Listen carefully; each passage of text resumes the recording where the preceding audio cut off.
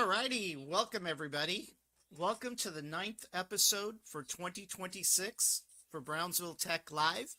And in the house tonight, it is my distinct honor to have Mr. Martin Arambula, who is running for County Commissioner for Precinct 2. Mr. Arambula, welcome to the show. Good evening, Mr. Salinas. Thank you for having me. And pardon me, I'm a little bit under the weather. I've been sick for 2 days, but I'm going to try my best. And I know my voice quivers a little bit here when I'm feeling under the weather, but I'm going to do my best, sir. Thank you. Not a problem, sir. I'll try to keep it under 45 minutes so that we spare your voice. I know you've got a busy campaign schedule.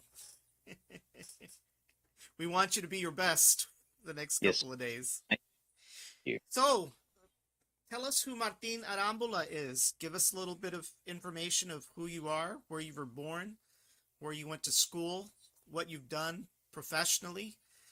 Can you give us a little bit of insight into who Martin Arambula is?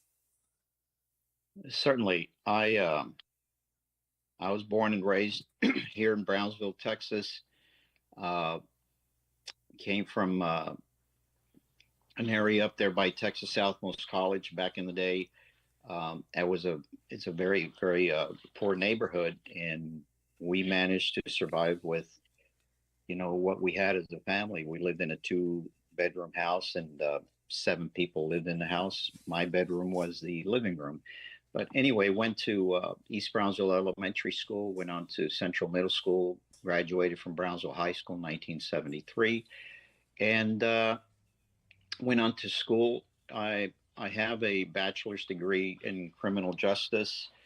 Then I went on and, excuse me, worked on my on my master's. I have a master's in interdisciplinary studies.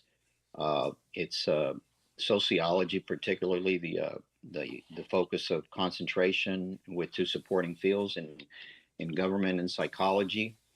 I also happened to work at Ensearch gas company in Houston, Texas. I had the opportunity to work up there for a utility gas transportation company, and I worked for Ford Motor Credit as a financial account representative. I also was a business operator. I owned and operated my own restaurant for 6.5 years. Oh, wow. Yes. So from there, I also, because I had a degree, I decided to opt and pursue my academic skills, and I sold a restaurant, and then I landed a job with the state, the Attorney General's office specifically. I was an investigator in the Child Support Division, worked there for almost 5.5 years. I also had the pleasure of teaching at South Texas College. I taught sociology, family matters, psychology, juvenile delinquency, and then I also worked at Brownsville Independent School District. I was an administrator for policy, so anything and everything that involves the operations of the entire school district falls under the arena of rules and procedures. So I was a go-to guy when they needed policy direction, including the board members, superintendent, everybody, even for students. So that was a gratifying job that I had for over 25 years. And I retired from that over 5 years ago. So that's a little bit of background of my academia and my work experience. Okay. Well, definitely, it's nice to know that you're a fellow Jaguar. I actually worked also for South Texas College a Yeah. couple of years ago. I was an IT person there, so Oh, um, good. great institution. I really enjoyed my time there.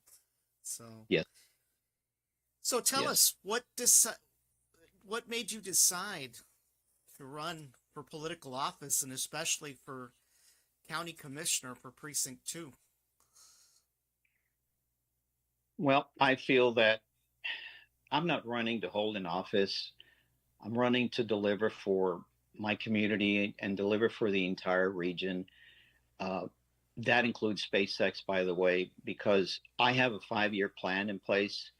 Uh, and it isn't just a promise. It's going to be a regional collaboration plan that I plan to introduce so that we can reach out and make decisions at a higher level, because the decisions that we're going to be, not the decisions, I'm sorry, the topics that we're going to be discussing, uh, or that I should say that are before us here that the county's facing, it's none other than, we have water resource problems, we have drainage problems, and those you have to look at it from a regional perspective and come to a consensus with the people that work together. Because if you just work locally, it's going to be a repetitive thing.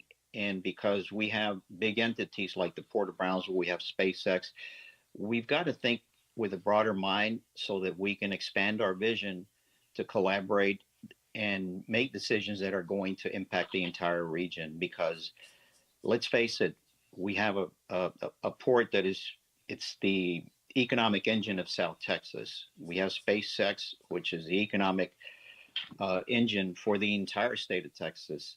And having said that, we have two vehicles that we need to really embrace as a region. So my whole goal and discussion is always, my vision is to work collaboratively with the region and with our local partners as well. Right. Well, one of the Uh, things that I wanted to touch on, and since we spoke offline, you know, there's been a lot of things circulating out there. And one of the things that, you know, is important to a lot of people out there is their candidates and their transparency, their accessibility to the public, accountability.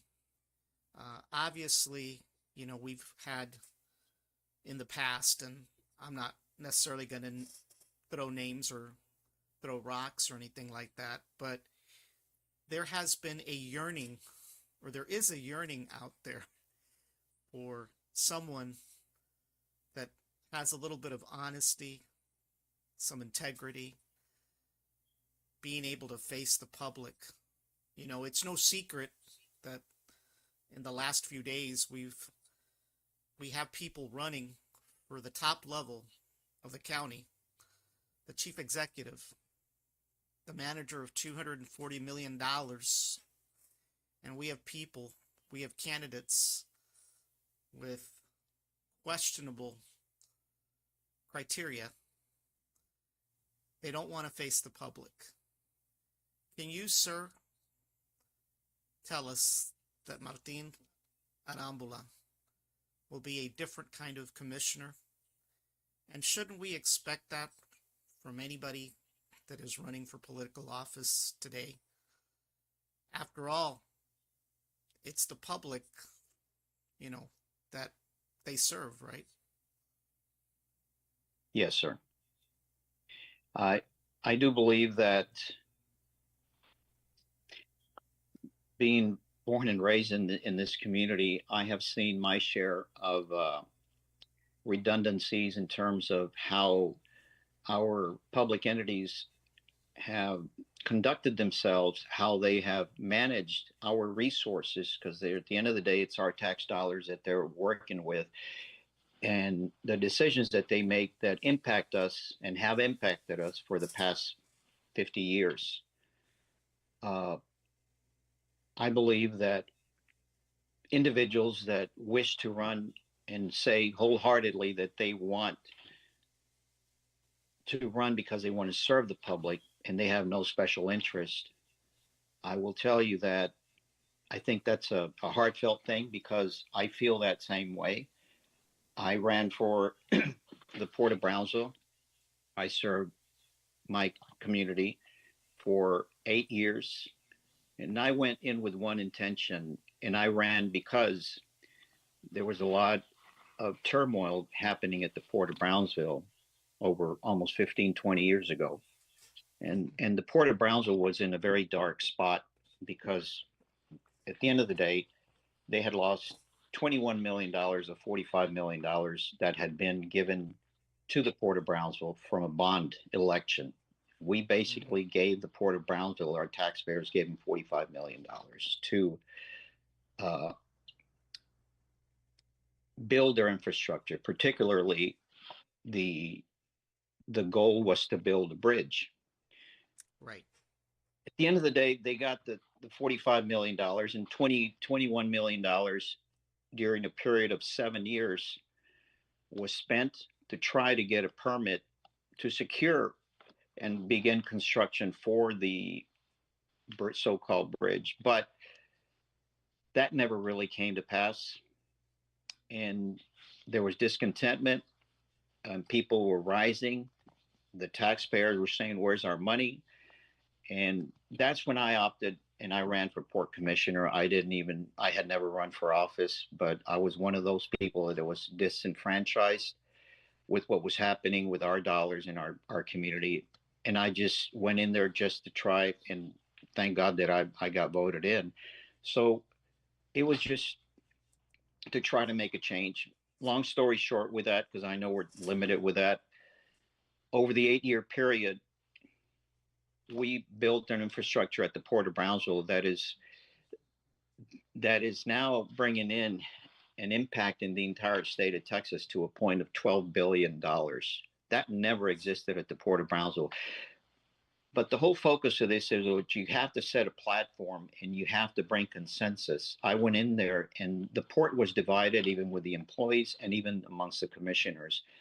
And I was thrust into the limelight and asked to be the chairman of the board. And I was very reluctant. For 2 weeks. I didn't take it because I didn't know how to run a board meeting. My whole goal was to go in there and collaborate and team up with everybody. But ultimately, I ended up taking it. And I told my constituents and everybody that I would do it. Only the reason that I wasn't there to do a dog and pony show, that we were there to uh, do the work that needed to be done. In an 8 year period of time, we had 5 LNG companies that signed contracts with the Port of Brownsville. One is there right now, and they haven't. The other ones they failed. They failed before between the cracks because they never got the permit from the U.S. Department of Transportation in Washington D.C. So one of them survived out of the 5 that we had in place. SpaceX Right. came to our table when I was a chairman, and they had a goal to use the Port of Brownsville. We facilitated and helped them do a back road to provide easier access with the work that they were going to be doing. Uh, by that time, we also secured to dredge our channel to 54, 56 feet deep to bring in larger Has ships. has that So, occurred already? sir, The dredging, has that occurred already? that is The it. dredging. The dredging has been approved by the U.S. Army Corps of Engineers. And one of the things that the uh, LNG company that is currently there is doing, they're dredging their part so that when the ship comes in to load the LNG, it won't have to go 21 miles into the channel. It'll just make a turnaround. But they're dredging that so that the big ships can come in here. Uh, I understand that there have been funds that have been secured to continue dredging the channel. But yes, to answer to that question, they do have funds for that now. Uh, Okay. And in how? addition, Go ahead. yes, Sorry. go ahead. No, go ahead, sir. Oh, in addition to the infrastructure that we put in place, uh, you see the investment that has come about. And when I saw that everything was in place, I I walked away from it because I served my 2 terms, and I think that's where the difference is when alluding to your question on this, or that you asked about those people who want to serve. I went in there to serve, to not to be served, and a lot of politicians nowadays they run to be served, whether it's directly or indirectly, and people know that throughout the years we have had a lot of people that have done that. And that's one of the reasons why I feel we are inefficient at what we do, because we're not teaming up, because everybody has their own pet projects. I hope and I will try to bring unity to the commission. If there's division, I'm not about dividing anything. I'm about strapping and working on the long-term goals. And then my goal is to do the same thing that I did at the Port of Brownsville and the Brownsville PUB, is walk away from it and just plant seeds so that other people can start working on that. Now, do you believe that there should be term limits when it comes to county commissioners. I mean, or politicians in general. I mean, there's some people that have been there like forever. I mean, I will tell you that that was one of the reasons that I felt compelled to run for county commissioner. And as I did my due diligence and try to find out what it is that we can do, uh, and even behind the scenes, so that assuming that if I were to get in there, I was going to be one of those individuals that was going to promote to say we need to have term limits. But guess what, Mr. Salinas? The state of Texas, because of the counties, there's 254 counties, give or take, in the state of Texas. But because they're mandated by the state and we fall under their jurisdiction, there's not a single county in the state of Texas that has term limits. oh wow, So that blows everything out the window. yeah, yeah. I mean, I'm not saying that. Look, and I'll be honest with you. I've mentioned it before. I've not been a proponent of term limits in the past, and I've really more focused on the congressional side of things, because somebody tries to run for Congress, and let's say they win, right? A representative, not a senator, a representative. Well, that incoming freshman takes 2 years to get their feet wet. They hope and pray that they get on a committee that's worth it, right? There's big committees that you want to be on, and there's the crappy ones you don't want to be on, right? And you hope that you get an opportunity to team up with somebody to sponsor legislation as well, right? And that it moves past committee, right? Unfortunately, by the time all that happens, guess what? Election time comes around and they're running for office again, right? And they're busy campaigning, busy fundraising, so that term limit, if there was a term limit imposed, at least when it came to the congressional side, it's really tough to get anything accomplished unless you're there for a long, long time. So I wasn't a proponent of that, right? But obviously, it appears that some of our county commissioners have been there forever. And sometimes I feel that some of them may think they're entitled or that they deserve where they're at, right? And I'll be honest with you. I invited the incumbent for Precinct 2. He never has shown up, never responded, contacted the secretary, never happened. I also invited the two candidates that are challenging the current county judge. They don't want to come on. They don't even want to face the public, right? And that's the kind of stuff that bugs me. Because if they're not willing to meet with you now, especially somebody who's trying to run for an office, what makes you think they're going to care to listen to you after they're already there, right? So, and the funny part, as I've told you offline last week, I don't know why they wouldn't accept. I'm the easiest of all the podcasters to get interviewed by. I'm actually the nice one. So that's the problem that I see. I'll give you an example. Starbase. There's people that live at Boca Chica Village, right? There's people that live on the outskirts of Starbase. And I don't know the whole story, but a couple of months ago, they had their water cut off. Okay? No one knows why. There's no explanation. Now, what we do know is that the county, for decades, was shipping water and trucking water to Boca Chica Village. For decades, even before SpaceX. I think when there were hippies back in those days, right? So people were out there left without water. Now, I get it.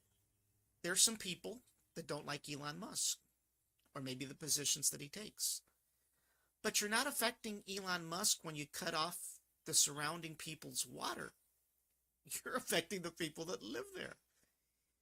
But to this day, I can tell you that those residents that have asked for reasons why have not gotten an answer. Now, mysteriously, they got their water back. So what was the problem? Did they not pay their bill? I don't think so. What was it?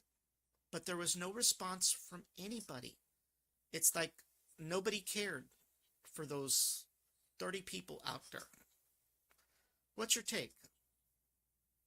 This is, You know, and this is not something that's new. It seems like they've got this attitude that I'm entitled and I don't have to answer questions. I don't have to face the public, you know?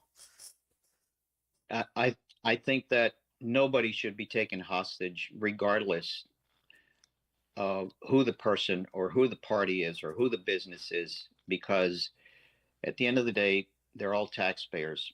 Elon Musk is paying taxes, so are we.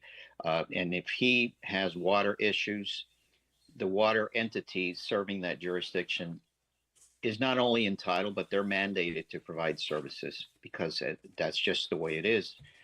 And that's what public service is about. We need to make and ensure that every single citizen, no matter who they are, where they come from, they all deserve uh, equal access, equal distribution of whatever resources that we have. I believe that first and foremost. But going back to, you talked about the term limits as you started out with, and you mentioned the congressman, then and you talked about within 2 years they go back and they have a running mate and stuff. Something that I personally learned my first year as a commissioner at the Port of Brownsville, Mr. Salinas, is that I was reluctant not to take the chairmanship because I knew that those people wanted me to sit as a chair because we were going to go to court. We were going to go through litigation, and nobody wanted the hot seat. And the only reason I didn't want it because I did not feel that I had the leadership experience because I had never run for office. Yet I did win, and I was representing you and everybody in our community.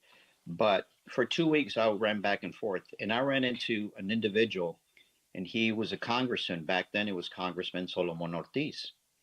Mm-hmm. And he talked to me, and he told me in Spanish, Martín, estoy entendido que no quieres la silla de la mesa directiva del puerto. ¿Qué está pasando? Sabes que ese puesto es un nivel alto, es como si eres el presidente de la ciudad.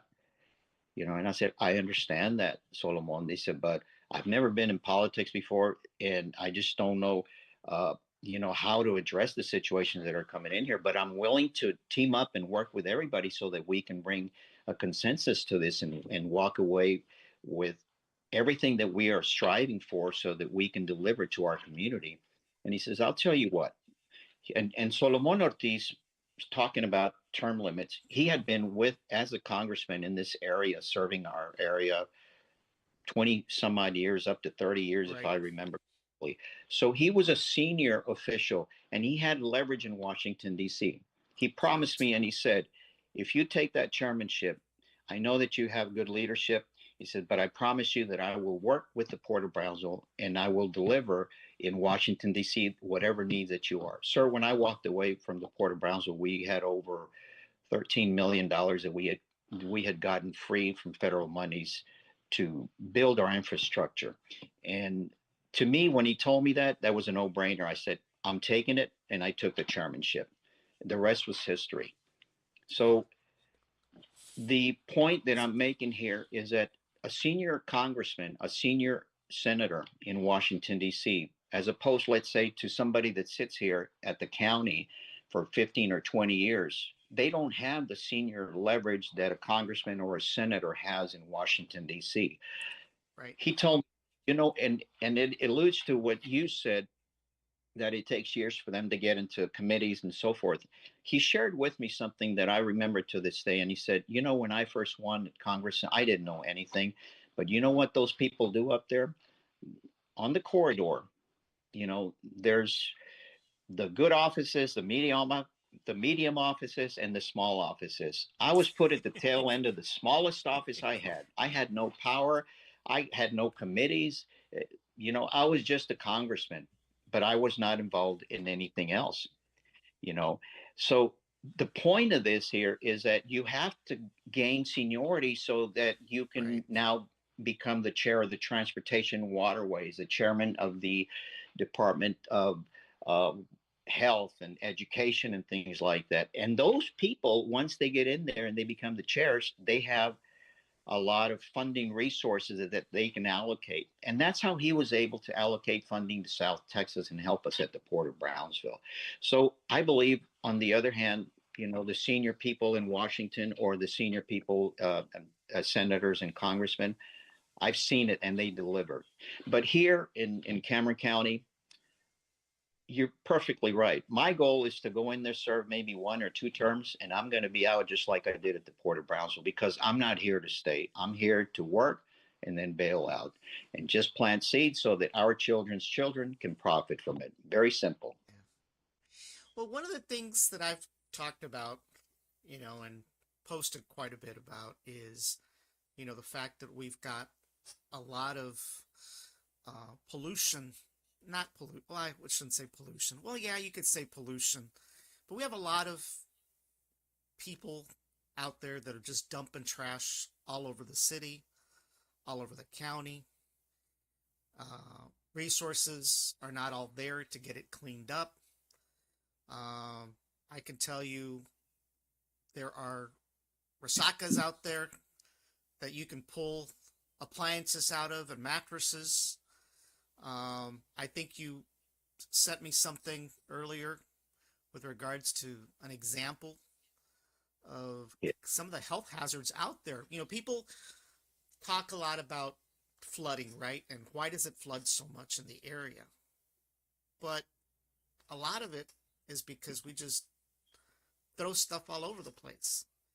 But maybe the resources aren't there. Let's go ahead and flip over to a screen real quick. Give me a second. There we go. So, you talk about 41 years of neglect. Can you give us some insight into what we're looking at, sir? Mr. Salinas, I've been walking uh, this precinct, and I had a telephone call from a friend of mine who knows an individual that lives in that area. And he said, this gentleman wants to meet you. This gentleman also worked at Cameron County, and he worked for 2 commissioners in Cameron County. And he lives there, and he lives by a Resaca in Cameron County. So I went there and I visited with him, and he shared with me the atrocities that I call, because you see those pictures there. And he said, this has been happening for 41 years, Mr. Arambula. We have had county judges that sit before us and they help us, and then they walk away. We have our precinct county commissioners for 41 years. You name every single county commissioner over the past 41 years, every single county judge over the past 41 years. Those people have the obligation to do something. And what irks me and really upsets me is that this is a poor community to begin with, but no poor community, regardless of status, should be taken hostage, because this is affecting the entire community. Because you alluded to the fact that there's contamination. Yes, there's contamination there at that Resaca. They have tires, they have uh, roofing material, construction material, concrete. They've thrown everything. And there's 2 sides here that I look at. The people that did it, they're to blame. But where's the county? Where's the enforcement? Where's the health department for Cameron County to address these things? Those are the issues that for 41 years have been swept under the rug. And my intent is to bring that forth, because I am not going to allow for our children's children to be the beneficiaries of their faults. And that needs to be addressed. There are solutions for that, by the way, sir. But I talked to an individual that's an elected official, and I told him, did you know that we have a serious problem at Cameron Park with the Resaca? contamination that we have there. He said, yeah, I know. And this is an elected official that is in law enforcement. And I said, Mm-hmm. why haven't you guys, or why did you not give any citations or anything like that? He said, the problem has been around for so long that everybody just ignores it, Martin. And I go, but why ignore it? Why can't there are avenues to bring that? And people see the big problem, but you got to have a plan in place. And even if it takes 5 or 10 years to eradicate that problem and not leave it to the next generation that's coming, that's your duty as an elected official to expose that to our citizens. And he says that takes millions and millions of dollars. I said, there are resources that can help us, and there are entities in the state of Texas that mandate, particularly the TCEQ, the Texas Commission on Environmental Control. Once TEC gets a hold of this here, they know that everything that is in there that's contaminated and the cleanup that needs to be done. Well, guess what? Those people have resources where they can tap into and help us clean that mess up. But for whatever reason, they haven't taken the initiative to clean it up. And on day one, I'm going to make sure that TCEQ, our health department, our law enforcement officials are out there. And we're going to do two things. We're going to stop the trashing, and those people can be fined up to $10,000. The state mandate said there's a statute for littering on Resacas. It's a very high price, but we're going to force that, and then we're going to stop that. Once we stop that bleeding, then we're going to do the cleanup. And we're going to try to do it with funding resources that are allocated to situations like this, because to me, that's a catastrophic event that has been happening and brewing for 41 years. Well, yeah. I mean, it's incredible when you go out there.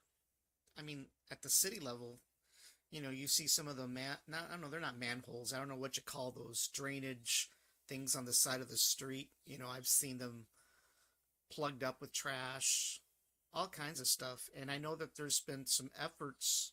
I know the city of Brownsville has been actively lately trying to do some cleanups, right? But it just appears that we need a combination of enforcement, but also education. You know, there may be people that think it's okay. You know, I mean, we really theoretically, for example, like electronics, we really shouldn't be dumping those in a regular trash can because of the fact that the components in some of those electronics have, toxic, chemicals and stuff like that. So they have to be separated, That, right? like batteries as well, you can't dump that, and people Batteries, do that. The motor enforcement, oil, motor it oil needs. is another one. You know, yeah. So, do you think that the county has enough resources to actually move forward with this cleanup? I'm pretty sure this is probably not the only Vasaka, by the way. You know. No, there are other Resakas, and we have major problems in a lot of the Resakas through drainage, and the water is receding at a very fast pace because of drought problems that we're having. And you got to understand that, I was very blessed and fortunate enough that I sat as a board member and as a chairman of the Brownsville Public Utilities Board. We got federal funding from the U.S. Army Corps of Engineers to tackle and dredge our Resakas because they've never been maintained in the history of the city. So PUB, because it's owned by the city of Brownsville, we were very fortunate enough that we got federal funding. And one of the two things that propelled us to get the federal funding, Mr. Salinas, was that PUB has a very unique species here in our Resakas, and it's a fish, and they have it there in a frame at the main room at the boardroom at Brownsville PUB. The Environmental Protection Agency was there with us because they're there to protect the species that are endangered. So that helped us get funding, and with the U.S. Army Corps of Engineers, that as well. We have over 75 miles worth of Resakas that are intertwined in our city. The biggest fumble and blunder that I see that happened years ago was that the Resakas were all over the map, but as development began to grow, particularly in the 1960s, the freeway was non-existent. Sunrise Mall was non-existent, so that freeway did not exist.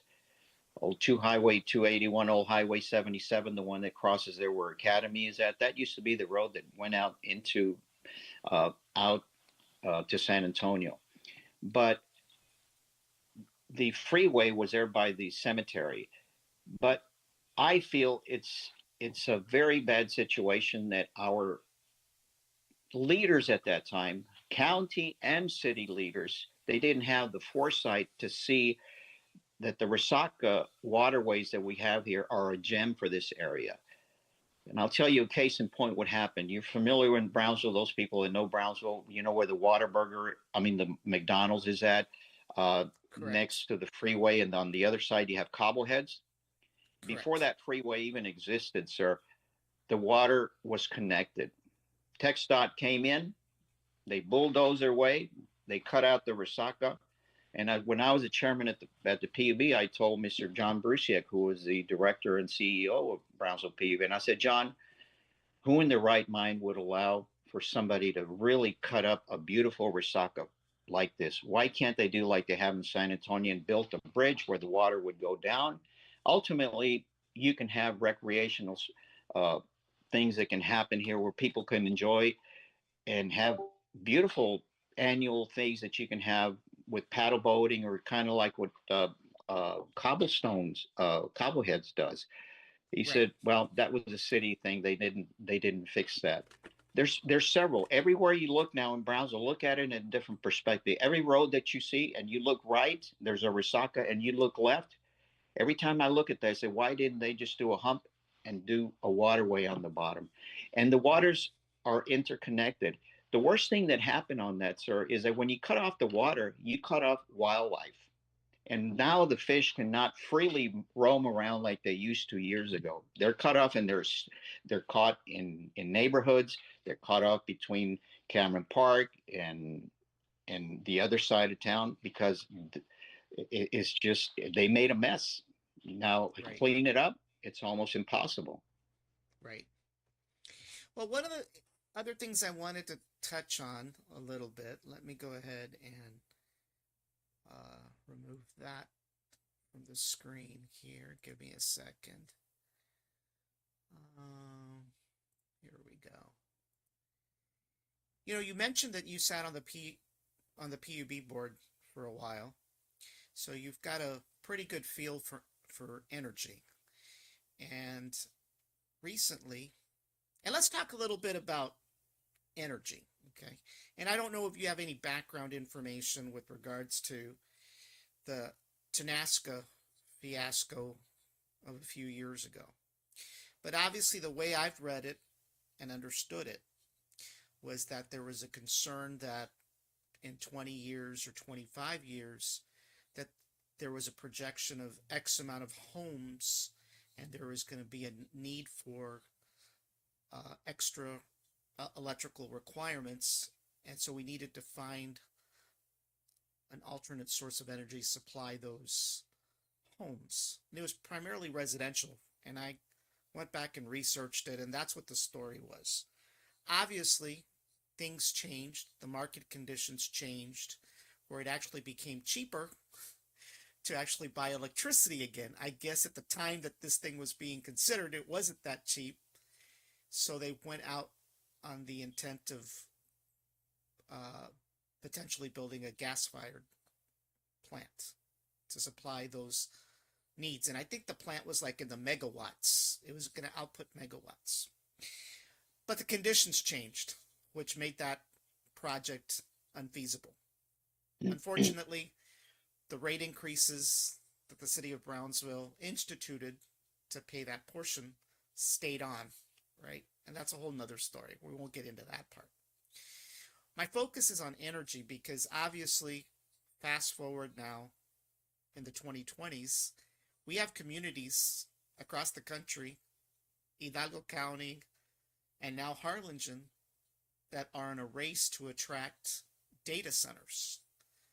People don't realize what these data centers do. These data centers are massive buildings where there's computer servers after computer servers after computer servers. And they run a lot of the computing power for major corporations, for government, and so forth. Long are the days when a company had their own data center in-house. They hired programmers, operators. They had these big tape drives and hard drives. All of that doesn't happen anymore. It's all outsourced to data centers.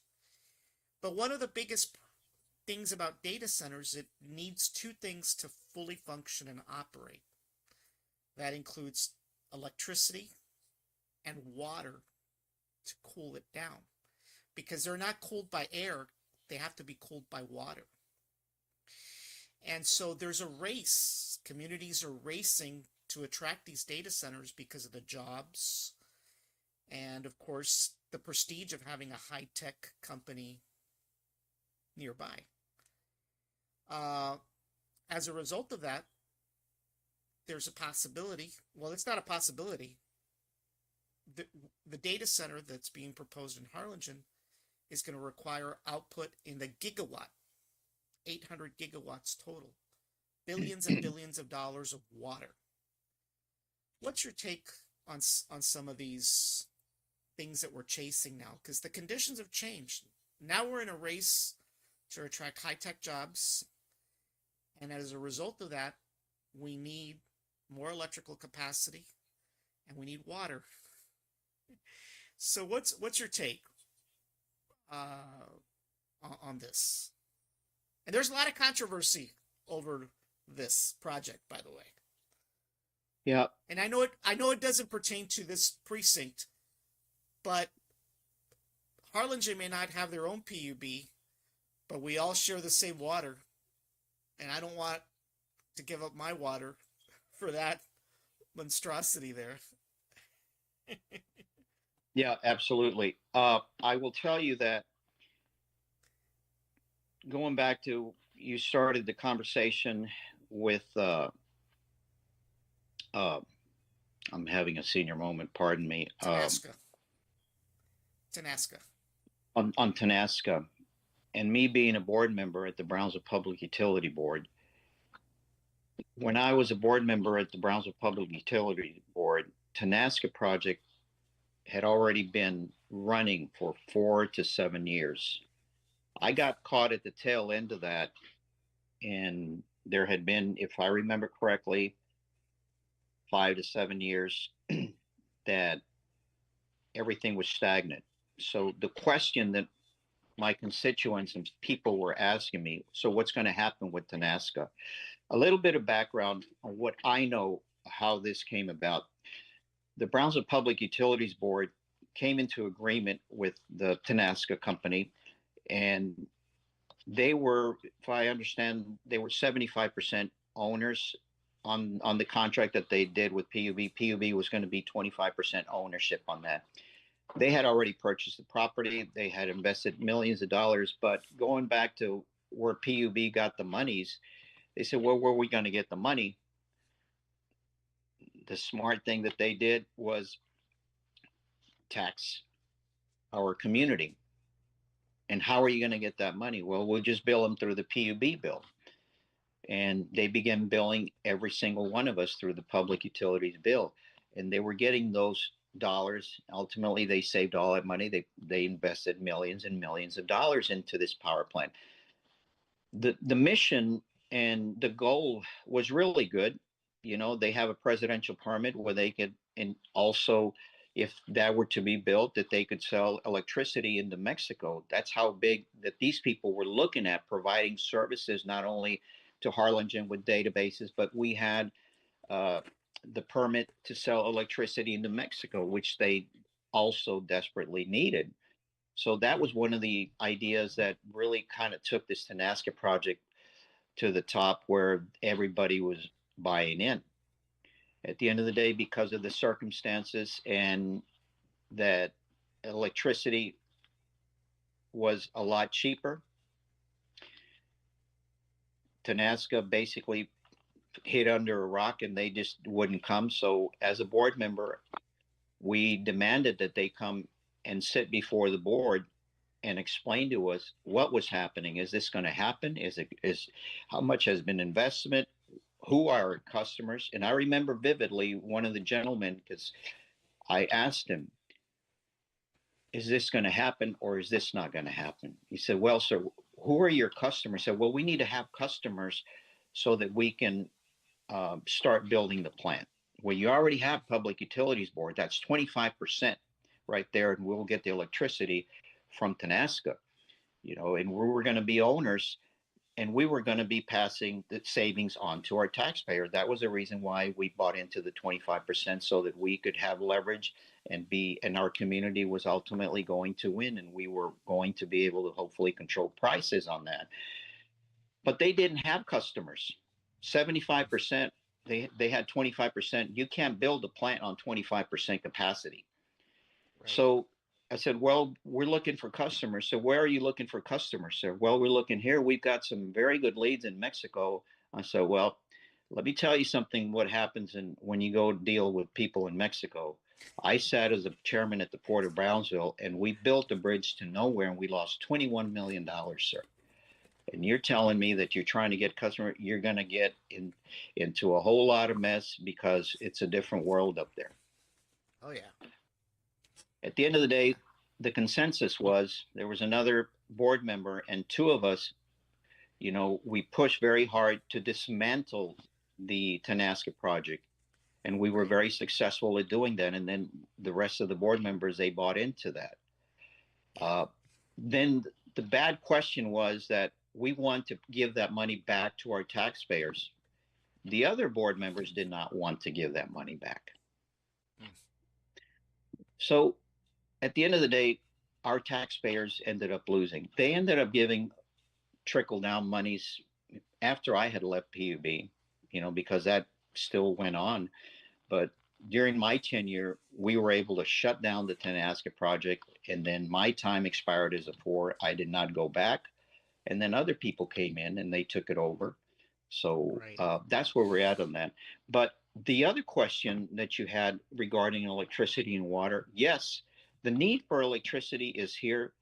The need for water is desperately needed here, and even more so now, because we have, for example, our community has grown tremendously with SpaceX and our growth at the Port of Brownsville and other factors that come into play that have spiraled our area into one of the fastest growing areas in the entire United States. The problem that we have is that we don't have our infrastructure in place as a united front. And in order for us to entertain and continue to bring economic development to our area, we need to team up from region all the way up north, Hidalgo, Willacy, Starr County, our binational partners in Mexico, because we all share the same water.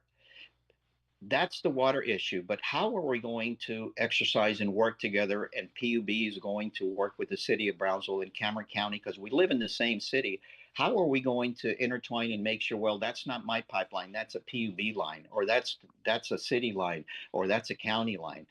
That's a madness out there, sir, and I've experienced that. And my goal is to solidify and bring these people together and said, let's have one unified system that everybody can share in, one cost. We've got 3 different types of costs. You look at Cameron County's budget is $244 million. PUB's budget, I'm sorry, not 244.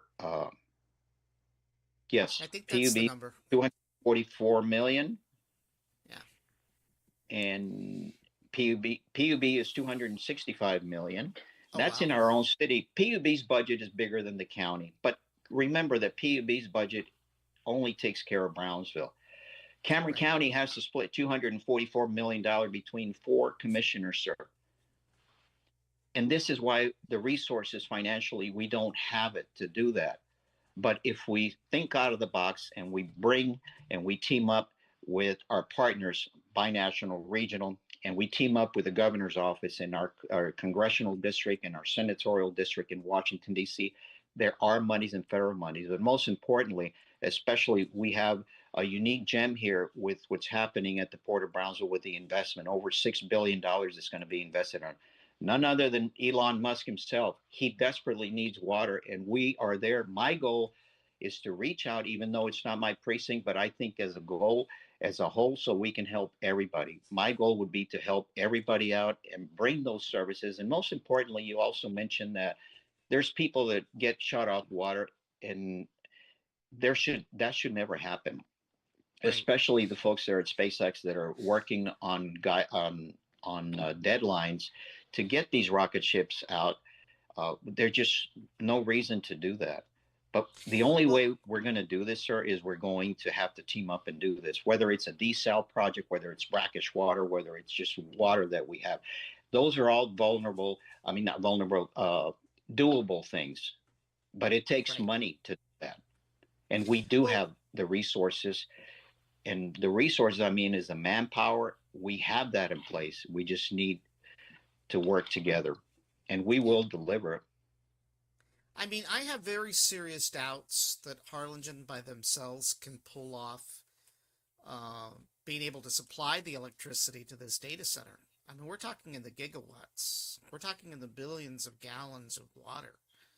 Uh, they're going to need help if we're serious. You know, I've been in the high tech industry for 35 years. I've put data centers together on a much more smaller scale. But even then, that takes electricity, it takes power, it takes water, you know, and it's impressive what they're trying to do. And I wish them the best of luck, but I think that, they've got to address those issues before, because that's one of the biggest things, when job creators are considering relocating to the area. Can the area support me electricity wise, water wise? Yeah, streets are important, no doubt about it. They're important. Quality of life is important. But if we can't support a big plant electrically, if we can't support them with water, uh, we're not going to get those, you know? I'll tell you what, Mr. Salinas, I had the pleasure of when I first sat at the commission Port of Brownsville in 2006 and 2007. The state of Texas has allocated between $6 to $8 million for a pilot project. BPU, I mean the Port of Brownsville and BPUB were the recipients of working on a desal project at the Port of Brownsville. That project was very successful.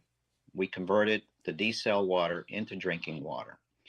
And obviously, the reason that the state of Texas allocated those monies because there was a study that was being done during that period of time, and the consensus was, and the foresight that those people had, they put a number on there, and they put 2050, 205 year zero. By the year 2050, that the Rio Grande Valley, with its growth, mind you, it was not even at the growth that it is now, that by the year 2050, that we were going to be experiencing serious water problems. So the idea was to let's start a project and see if we can convert that saline water into drinking water, potable water. Again, it was a success, but the funding was not there. We had, I believe, $70 million. PUB said we have, and we can get access to doing, like, if my memory serves me right, $70 million. But that's just a fraction of the money that PUB was going to put on the table at that time. We still needed a heck of a lot more money to get a desalination project work. Everything is very expensive back then.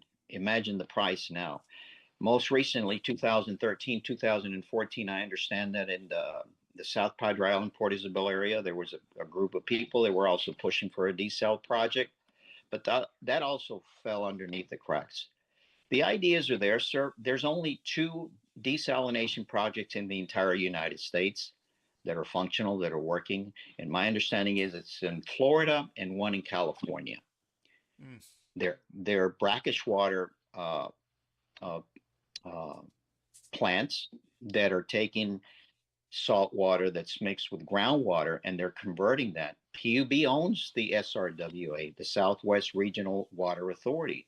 We have over 256 million gallons of water that we're converting. We have water resources for the next 100 years on brackish water. It's still not going to be enough for us to provide the demand that it is. PUB is in a very good position right now because we do have the water resources to provide to our citizens for irrigation and things like that. But think about the rest of the county and the rest of the region. Uh, I believe that that's where the regional thinking comes in. And this is not a problem that's going to be solved by a precinct county commissioner. This is a problem that's going to be solved as a unified group, everybody hand in hand with South Padre Island, SpaceX, Brownsville, San Benito, Harlingen, McAllen, Mission, Mexico. We've got to walk hand in hand and attack this problem. We don't want to leave this to our children. That's where I stand on that. But it is Right. very expensive, sir. It can be So, done, but nobody has that kind of funding. so let's talk a little bit about uh, the second causeway. Obviously, they've pursued the causeway for years. I think the latest plans that it'll be built north end of the island. Um, and of course, we're still going to have the Queen Isabella Causeway. What's your take? Do you think that's going to happen? Is it going to happen? Is it not going to happen? I mean, they've been talking about that for years. And the only time that I kind of experience the need for one, it's when I'm down on the 4th of July or on Labor Day or a very heavy Friday and the traffic gets backed up heavily at times. Uh, what's your take on that? Is it going to happen? The Regional Mobility Authority was created specifically to look out for the future of our transport, of the way we transport goods and the way we travel in Cameron County, even collaborating with the people in Mexico, because you have to look at it as a regional. That's why it's called the Regional Mobility Authority. That was the first one of its kind that came into Cameron County. Now we have a Regional Mobility Authority in Hidalgo that stemmed from the knowledge and the successes that the RMA has had here in Brownsville. But they we teamed up with them with the Port of Brownsville, and we put the corridor that ties in on Interstate 69 that goes towards South Padre Island. If you've ever driven through there, you know that you come straight across, and right before you turn going straight into Padre Island, there's a road that leads straight into the entrance of the Port of Brownsville. That was not our main entrance, but we made it our main entrance because we had the foresight that ultimately one day, if somebody has the funding and has the know-how, that loop will tie in and exit people in and out of the Port of Brownsville. But the other vision that we had on that was obviously the failed bridge project. We still have a presidential permit that allows us to build a bridge from the Port of Brownsville into Mexico, but we need a permit in Mexico. The the idea is that you're driving in and you go into the main entrance at the Port of Brownsville, and let's assume that there's cargo that's coming in from up north and goes straight into the Port of Brownsville, and it's going into Mexico. You go straight into Mexico and then come back, and then if you're coming from Mexico and you're going up north, that was the idea behind that causeway there. But that never happened, Mr. Salinas, because uh, well, I'll take that back. I'm getting myself mixed up here. Back to the causeway on this here. The causeway, I do believe that it does serve a need to a certain extent. The monies, if they're going to be allocated by the state of Texas, and it's not going to create a burden on our taxpayers, I'm all for that, because I think that we need to pursue other avenues. The infrastructure, to me, comes first and foremost on our water and our drainage systems, because that is what creates life, and it gives expansion, and there's room for development on everything. But the causeway will alleviate and prevent catastrophic events, as you alluded to, 4th of July and other things like that. But in case there's a hurricane and you need it to move people out of there, that also works. very efficiently on that, and you can save lives during times of danger. But I foresee the Causeway Bridge is a good thing, but if it's going to stem from us paying taxes on that, it's going to put a big burden on us, and we'll never get to the point of fixing our waterway systems and our drainage system as a united front. One of the controversies that has gone on within the last year have been county pay raises. Can you tell the voters out there that Martin Arambula isn't running for a salary, car allowance, cell phone, and so forth?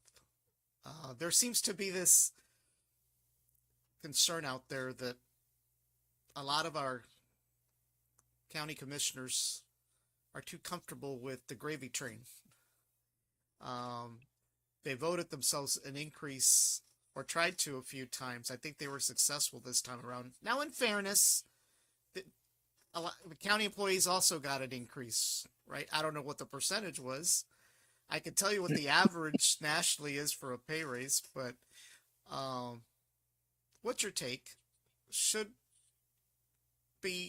salary increases be first and foremost for our elected officials, or there should be for the janitor at the bottom of the scale? I mean, it's kind of disappointing when you see these attempts over and over again. I'll give you a little bit of background information on what I did when I was a port commissioner. We inherited not only a $21 million failed bridge that we had, division within the employees, division with everybody, and our infrastructure was at its worst. We had so much construction to do and fix our roads, fix our infrastructure, and we had our railroad as well. But one of the things that really hurt me a lot is we had just hired a new port director, and we sat down and we jotted, and he says, okay, what is it that we need to do? And I said, look, to me, the first thing that we need to do is, I understand that we need to clean up the mess that we have here at the Port of Brownsville. I've seen the water trucks, I've seen the resources that the employees have, and they're next to zero to nothing. We need new equipment, we need new vehicles, but most importantly, we need to empower our employees and give them the adequate salaries that they so rightly deserve. I told them, Eddie, we have people here that have been here for 35 years. And I asked one of the individuals, you're still here for 35 years? I said, why haven't you retired? He says, Mr. Arambula, I can't, because as soon as I retire, my retirement fund is not big. So I talked to the port director and says, what kind of retirement do we have here? He said, well, it's not a good retirement.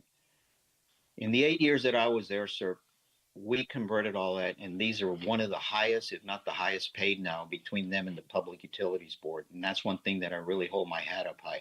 But one of the ways that we attack this is I look at the administration as a pyramid, coming from the background of sociology. You have your hierarchy. You have at the top the people that have, the have-nots at the bottom, and then the middles. So I said, we need to take care of the people at the bottom of the scale. How are we going to do that? Okay. So what we started doing is we gave small percentages to the people in administrations, from directors to supervisors. And then the higher salaries were given to the people at the bottom, the truck drivers, the janitors, the secretaries, all those people. We took care of those people first, and then we started going up the ladder. That's what I'm proposing to do at Cameron County. Now, the question that you ask, if I'm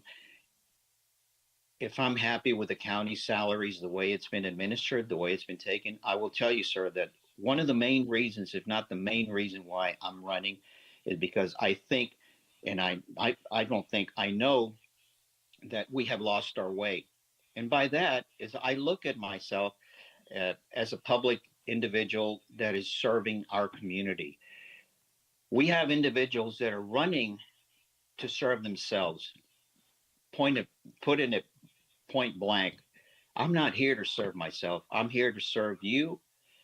And I will tell you, putting it even bluntlier, I'm not coming here with a shovel and a hoe to take. I'm here to give, just like I did at the Port of Brownsville, just like I did when I was at the PUB, and just like I'm doing when I've been at the Appraisal District Review Board as a board member there.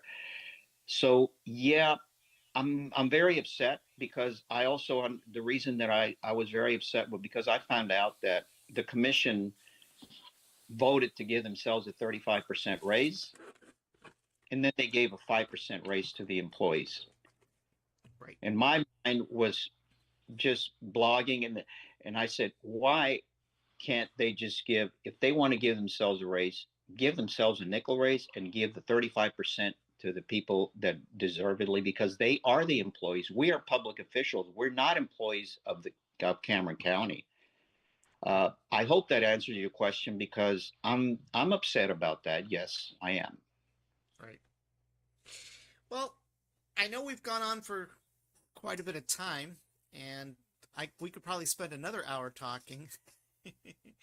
But I wanted to give you an opportunity in closing to give yourself an opportunity or share with the viewers and the voters out there what makes Martin Arambula different from his opponents. And I'm not asking you to throw rocks or anything like that, but I think that you've got an opportunity, or I'm giving you an opportunity to kind of give the voters a reason why they should check that box for Martin Arambula versus everybody else that's running. Hmm.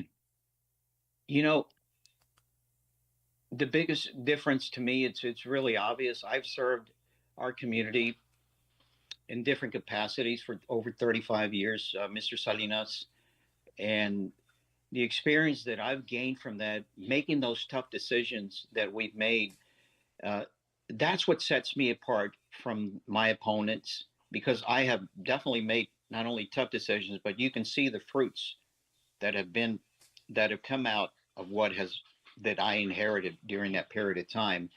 I'll tell you again that the Port of Brownsville had a $21 million loss. Today, they're boasting on their budget that they have an indirect impact of $12 billion. All that is because of work that was done during my tenure. And I didn't do this on my own. We did this as a united front. And that's the way you get things done. I don't do things and I don't claim that I'm going to do it. I have to reach out in front of the aisle and ask for these individuals that we need to come together. I'll help them. You help us. Let's work together with everybody. Uh, PUB had a total of about $50 million on two facilities. And that's something that I take a lot of pride in what we did is that the platform was set for looking out for the next 100 years. We needed facilities, our infrastructure. We have all the trucks, the utility trucks. We needed the best that we could do, and we purchased property off the freeway off of 511, and that's where the maintenance department now has. We separated them, and they have their own facilities out there. We rebuilt and remodified our administrative buildings, and we have now our SCADA. Those are the folks that stay there 24 hours in case there's a hurricane or anything like that. Those people stay there 24 hours a day. Both buildings are equipped to be there 24/7, where you're going to sleep and eat and do everything and work in case of catastrophic things that happen in our area. So to me, that's what separates me from, because I've been there, I've done it already, and I know what needs to be done at Cameron County if I get the opportunity from the taxpayers, and if they feel that the experience that I've brought forth and I can put it to work at Cameron County for the next 4 years and allow me to deliver results for you. And I guarantee you that we will have a collaborative group before it's over with. So just allow me to work 4 years to work for your community, and I'll bring back results, sir. All righty. Well, definitely, it was a very detailed hour We definitely appreciate you coming on. I apologize for a little bit of the delay there, but we managed through it, sir. Yes, sir. Uh, we definitely wish you the best of luck. As I can see, you've got quite an extensive resume, something that is definitely needed this day and age, uh, because it's about not just talking the talk, it's walking the walk. So Yes. we definitely appreciate you coming on. Everybody, don't forget, early voting starts on the 17th of February, and it goes through what day, Mr. The Nambla? 26th of March and election days on March the 3rd. Okay. All right. And you're running for Precinct 2. So for Yeah. those that live in Precinct 2, you'll get to vote for Precinct 2. Those in 3 and 4 and 1 don't get to vote for Precinct 2. So don't show up because you may not be able to. So I'm not saying not to show up to vote, but not for Precinct 3 can't vote for Precinct 2 and vice versa. So, And as a port commissioner, I will, work because the projects that are at stake entail a collaborative group with everybody. So it's going to extend to SpaceX, to Dago, to correct. Mexico, to everybody, because we're looking at this as a one unit and not Correct. a fractured community divided into precincts. Right. Well, everybody, as I say, and I've said it for the last few interviews, you can't complain if you don't go out to vote. So be sure to go do that. And for those of you that are going to be tuning in tomorrow, we're going to have Lorraine De La Garza. She's running for Cameron County GOP chair. We have her on tomorrow. And then we hope to cover the return to the moon via Artemis that's coming up hopefully this weekend. And then we'll have Super Bowl coverage or pre-Super Bowl coverage coming up for the following week as well. So be sure to tune into that. And we're hoping that we have a Starship launch next month right here from Boca Chica. So we will definitely be covering that as well. So tune in to some exciting podcasts, and we'll probably have a couple of more interviews with candidates. So be sure to look out for the ads. And once again, get out there, go vote. Mr. Arambula, thank you for your time and good luck. And you're always invited, whether you win or lose. Thank you, sir. All righty. Good night, everybody. Good night. God bless.